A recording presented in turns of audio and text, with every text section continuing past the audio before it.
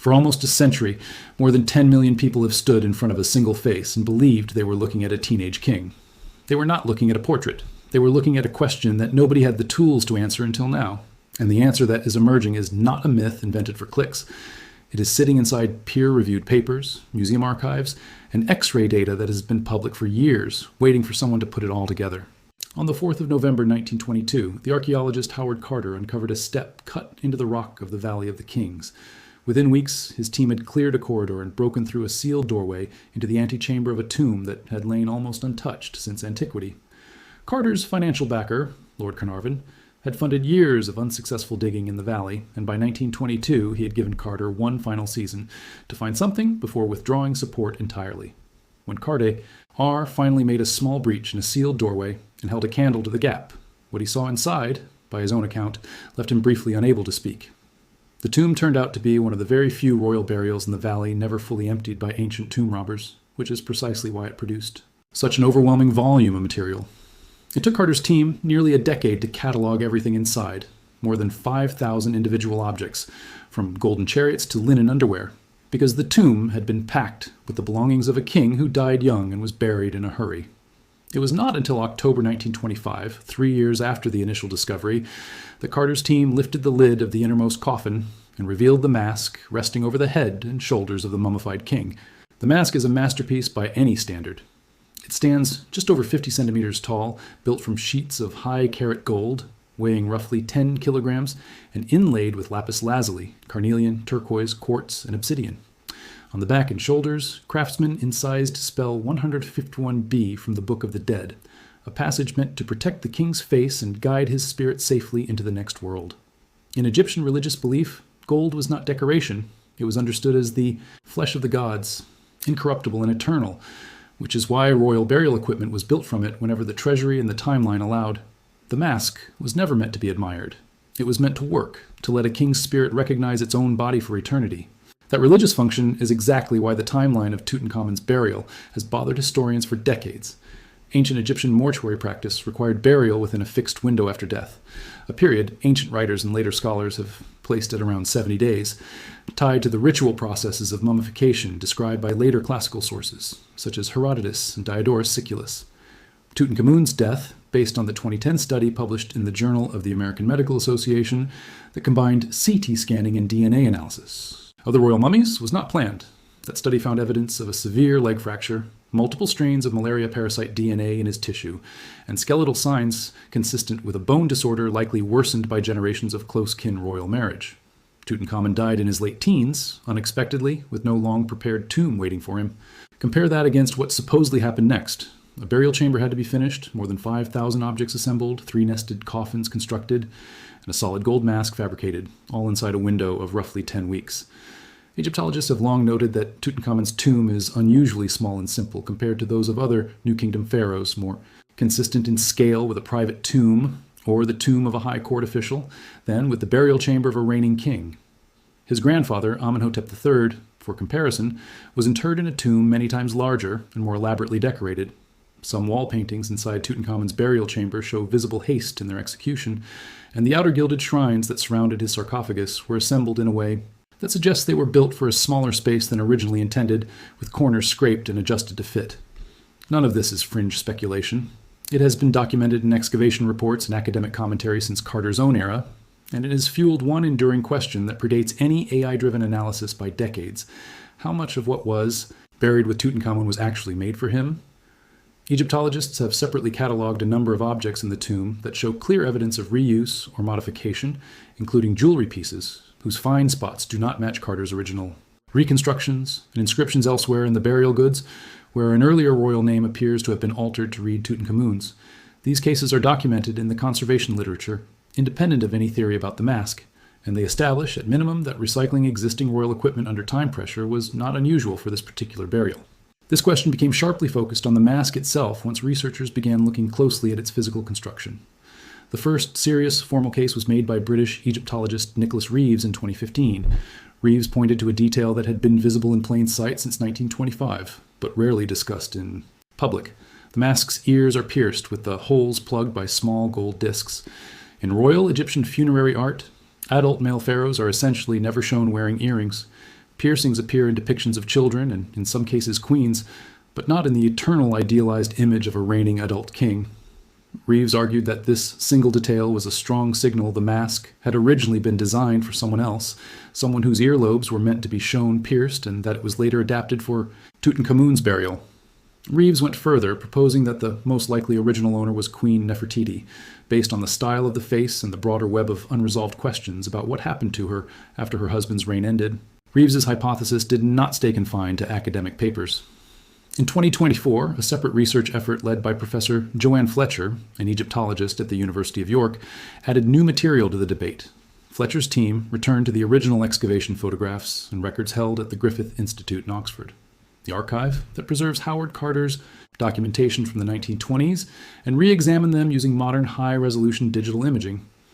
According to Fletcher, this closer look revealed visible evidence of soldering at the join between the mask's face and its surrounding headdress, and a difference in gold color and composition. Between the two sections, the face reportedly a different, and by her account, superior, grade of gold compared to the rest of the mask. Fletcher's conclusion, presented publicly through a history hit documentary and reported by multiple outlets, was that the mask, as it exists today, looks like a composite object. A face fitted onto a headdress that was not originally made to match it. A physical signature consistent with an adult male face having been grafted onto equipment built for someone with pierced ears, someone Fletcher suggested was plausibly female and possibly Nefertiti herself. Here the story runs directly into a complication that any accurate account has to include. Fletcher's soldering claim is not the only forensic word on the subject, and it does not sit comfortably next to earlier findings. In August 2014, museum staff at the Egyptian Museum in Cairo accidentally broke the mask's ceremonial braided beard off during a cleaning and lighting adjustment. Rather than calling in a conservation specialist immediately, staff reattached it using a fast-drying epoxy resin, the kind sold for household repairs, leaving visible glue, smeared across the gold surface.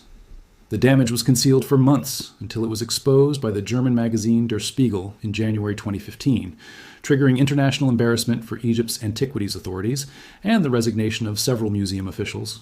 To fix the damage properly, Egypt brought in Christian Ekman, a conservation scientist from the Römisch-Germanisches Zentralmuseum in Mainz, one of Europe's leading centers for archaeological materials science. Ekman's team removed the epoxy using techniques appropriate for ancient gold and reattached the beard with heated beeswax, mirroring what analysis suggested was closer to the original ancient adhesive. Because the beard had to be detached anyway, Ekman's team used the opportunity to run non-invasive X-ray.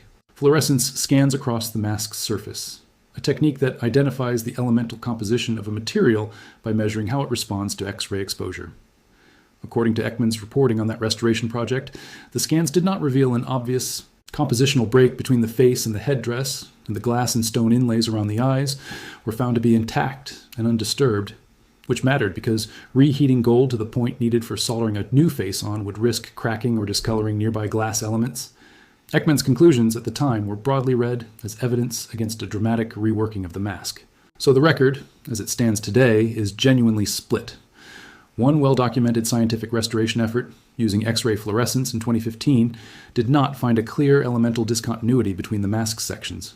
A separate, more recent analysis in 2024, based on close rereading of decades-old excavation photographs rather than new physical testing of the object itself, argues there is visible evidence of soldering and a color difference the earlier study either did not detect or did not emphasize. Both claims come from credentialed specialists. Neither has fully answered the other in a peer-reviewed head-to-head comparison, and the Grand Egyptian Museum, where the mask is now the single most visited object in the entire collection, has not authorized new invasive testing that could settle the question definitively. What can honestly be said is that the pierced ears are real, undisputed, and physically present on the mask today. What remains contested is exactly what the gold underneath them proves. This is also where the promise and the limits of newer computational tools enter the picture. Over the past several years, museums and conservation labs have increasingly turned to machine learning and AI-assisted image analysis to work through exactly this kind of ambiguous physical evidence. These systems are trained to detect subtle patterns across large sets of spectroscopic, photographic, or X-ray data. Patterns like faint compositional gradients, tool marks, or repair seams that are difficult for the human eye to catch consistently across thousands of data points. This approach has already produced real results elsewhere in Egyptology. Digital unwrapping of mummies using CT scan segmentation, for instance, allowed researchers in 2021 to examine the mummy of Pharaoh Amenhotep III without ever removing its wrappings, revealing details about his teeth, jewelry, and cause of death that had never been directly observed. Multispectral imaging combined with computational classification has also been used to recover text on badly faded papyrus that is invisible under normal light. Applying that same category of tool to the mask, systematically comparing digitized versions of the Carter-era photographs against modern high-resolution scans, and running compositional data from both Ekman's XRF results and any future spectroscopy through pattern recognition software is a realistic and increasingly common next step.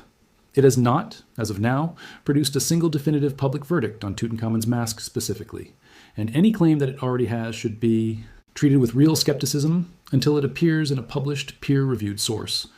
What computational analysis is well suited to do here is reduce ambiguity in existing data, not manufacture an entirely new category of evidence out of nothing.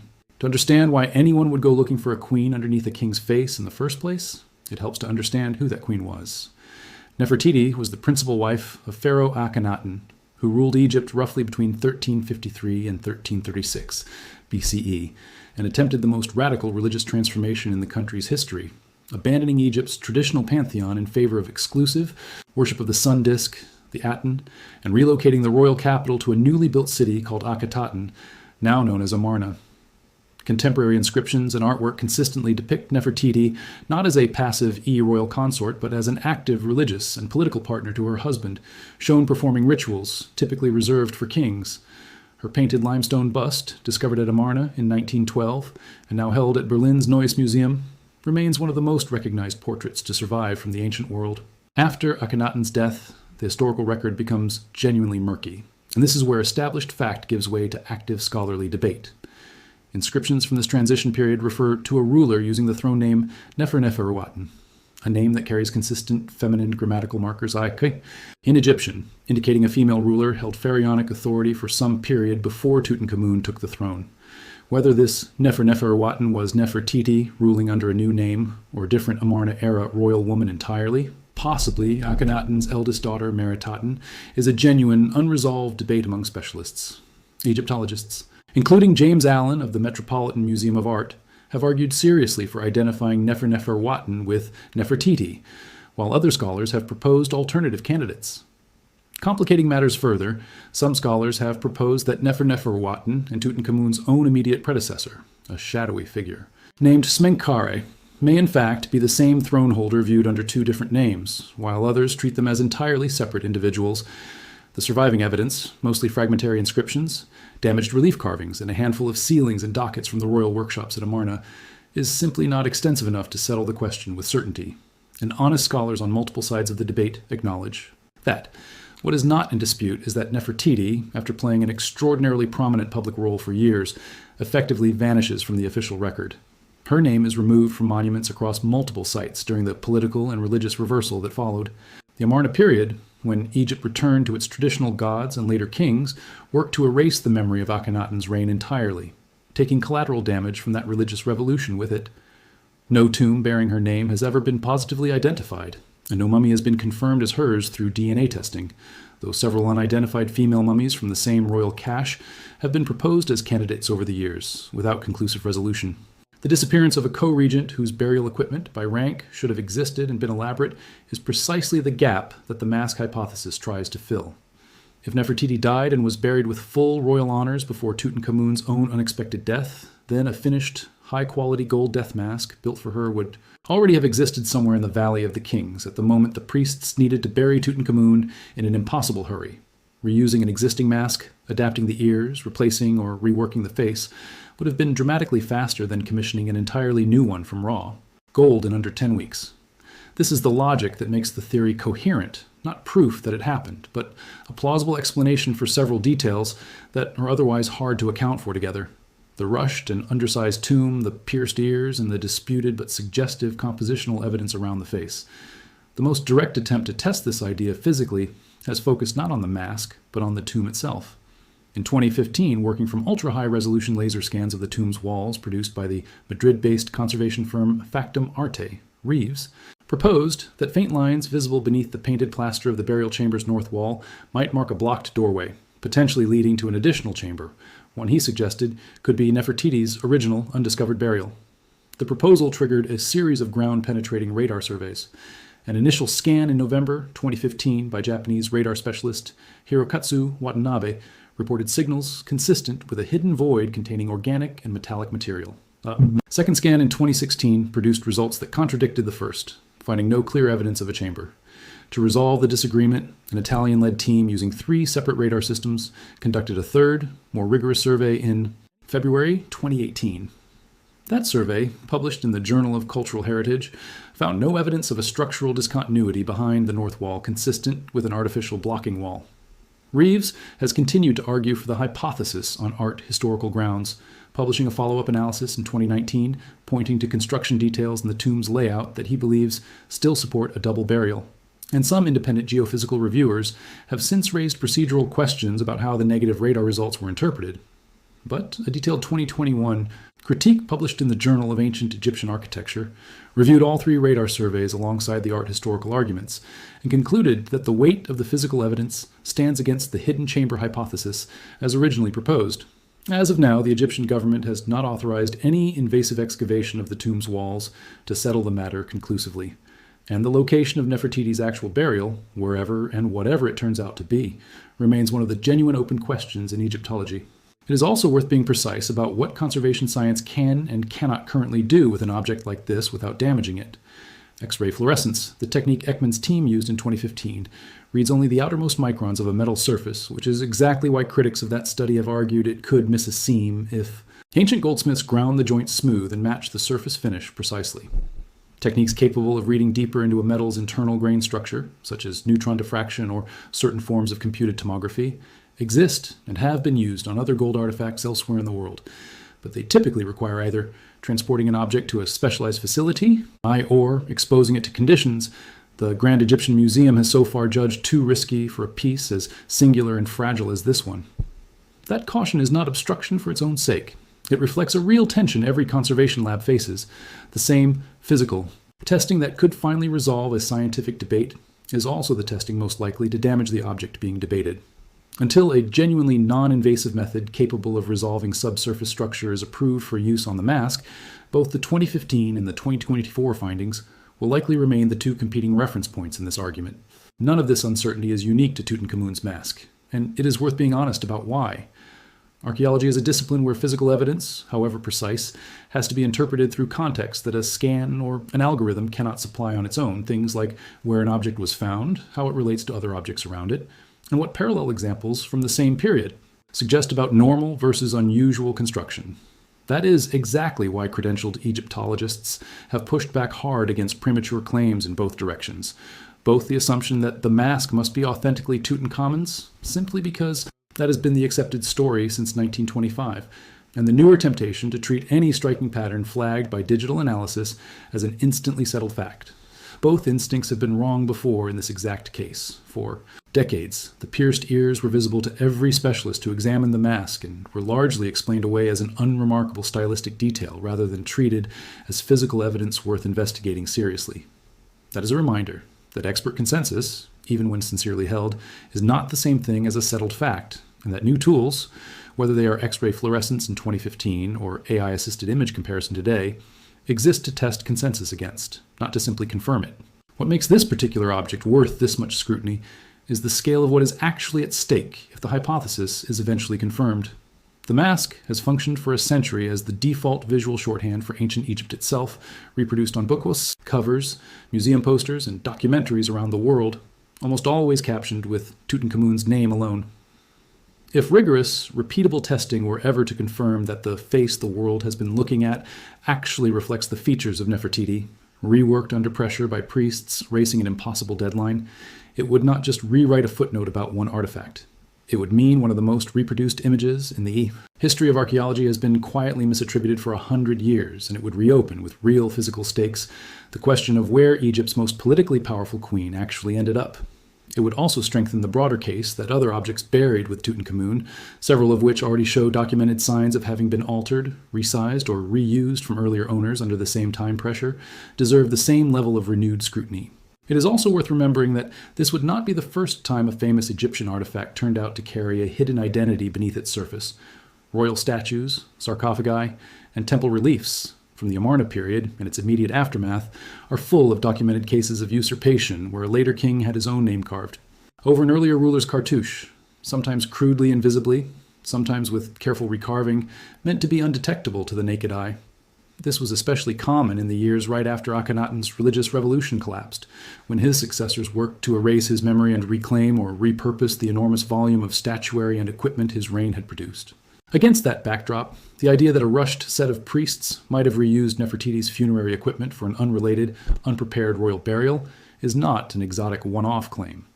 It fits a pattern of behavior that Egyptologists have already documented extensively in other contexts from the exact same turbulent decade of Egyptian history. For now, none of that has been proven. What can be stated with confidence is this: the mask's ears are pierced, a detail inconsistent with typical depictions of adult male pharaohs. The burial itself was almost certainly rushed, based on the tomb's size, its unfinished details, and the medical evidence for Tutankhamun's sudden death. 2 credentialed scientific investigations, 5 years apart, reached different conclusions about whether the gold in the mask's face matches the gold in its headdress, and that disagreement has not yet been resolved through a shared, transparent methodology.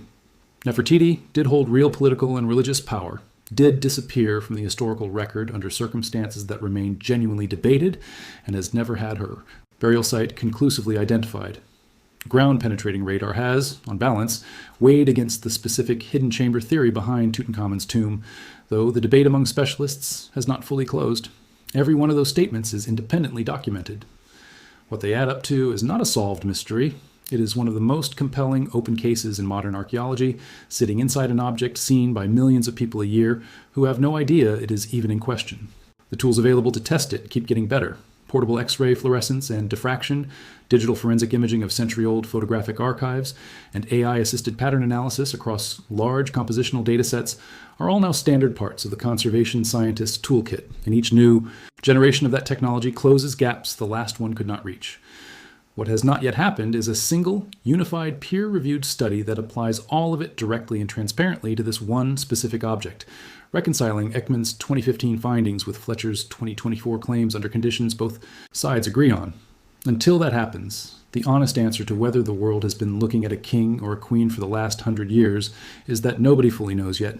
And that is precisely why this remains one of the most important unresolved questions in the study of ancient Egypt. If you want to see where this investigation goes next, subscribe and turn on notifications, because as new imaging results and peer-reviewed studies come out of Cairo, Oxford, and Mainz, this channel will be covering them the moment they're verified. Drop a comment below with which explanation you find more convincing, and share this video with someone who thinks they already know the whole story of King Tut.